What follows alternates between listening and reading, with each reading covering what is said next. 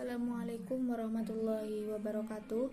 Nama saya Nurdiana, saya dari semester 4B. Nah, sekarang saya akan menjelaskan tentang analisis sulfat. Yang pertama, ion sulfat sendiri yaitu merupakan anion poliatomik dengan rumus empiris SO4 2-, garam turunan asam, dan sulfat peroksida itu banyak digunakan dalam industri. Sulfat itu sangat dikenal karena sangat larut di dalam air kecuali dalam kalsium sulfat dan strontium sulfat. Contoh dari sulfat antara lain yaitu senyawa asam sulfat atau H2SO4. Nah, untuk sulfat ini mudah dijumpai di alam seperti di dalam air hujan. Sedangkan untuk rumus struktur sulfat, yaitu rumus strukturnya seperti ini.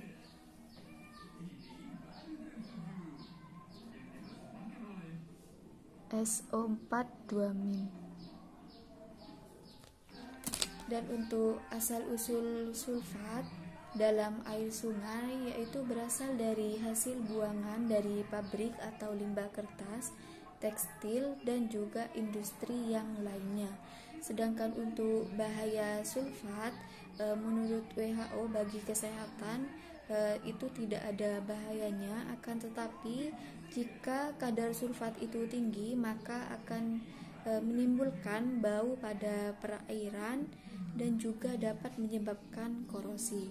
Selanjutnya untuk prinsip analisis sulfat, yaitu ion sulfat bereaksi dengan barium klorida akan membentuk suspensi barium sulfat dengan membentuk kristal barium sulfat yang sama besarnya, diukur dengan spektrofotometri dengan panjang gelombang 420 nanometer.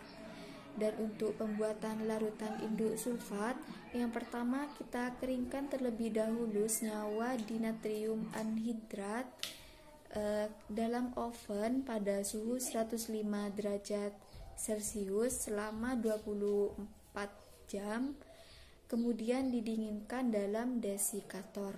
Setelah itu ditimbang sebanyak 1,479 gram dinatrium sulfat anhidrat dan ditambahkan dengan air suling bebas sulfat dalam lab ukur 1000 ml.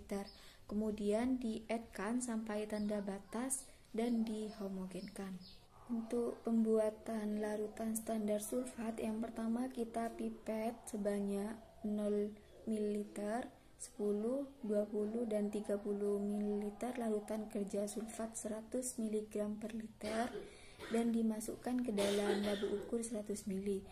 Selanjutnya ditambahkan air suling bebas sulfat sampai tanda batas sehingga diperoleh konsentrasi larutan standar sulfat dengan konsentrasi 0,0 mg per liter, 10, 20, dan 30 mg per liter. Sedangkan untuk pembuatan kurva kalibrasi sulfat, yang pertama kita optimalkan spektrofotometer sesuai dengan petunjuk alat untuk pengujian kadar sulfat. Selanjutnya kita pipet sebanyak 50 ml dari masing-masing larutan kerja dan dimasukkan ke dalam Erlenmeyer 250 ml. Ditambahkan sebanyak 20 ml larutan ditambahkan sebanyak 20 ml larutan buffer dan dihomogenkan dengan cara diaduk menggunakan pengaduk magnet dengan kecepatan tetap. Nah, sambil diaduk kita tambahkan sebanyak 0,2 atau 0,3 gram barium klorida. Setelah itu kita baca pada spektrofotometer dengan panjang gelombang 420 nanometer setelah 5 menit penambahan dari barium klorida tersebut. Kemudian kita buat kurva kalibrasi dari sulfatnya. Untuk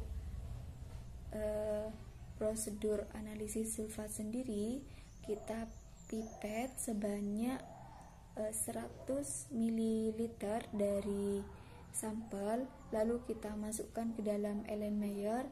Setelah itu ditambahkan dengan 20 ml larutan buffer dan dihomogenkan. Setelah homogen dan diaduk menggunakan batang pengaduk tersebut, kita juga tambahkan sebanyak 0,2 atau 0,3 gram larutan barium klorida atau BaCl2. Kemudian dibaca pada spektrofotometer dengan panjang gelombang 420 nanometer. Dan untuk menghitung kadar atau konsentrasi sulfat, yaitu menggunakan rumus persamaannya, Y sama dengan AX plus B, dimana di sini saya misalkan semisal untuk absorbansinya telah diketahui yaitu sebesar 0,40, jadi kita tinggal masukkan sehingga ketemu X atau kadar dari sulfatnya sebesar 0,5 mg per liter atau ppm. Sedangkan untuk batas maksimum dari sulfat menurut WHO sendiri yaitu sebesar 200 ppm. Jadi seperti itu yang dapat saya jelaskan. Kurang lebihnya mohon maaf. Wassalamualaikum warahmatullahi wabarakatuh.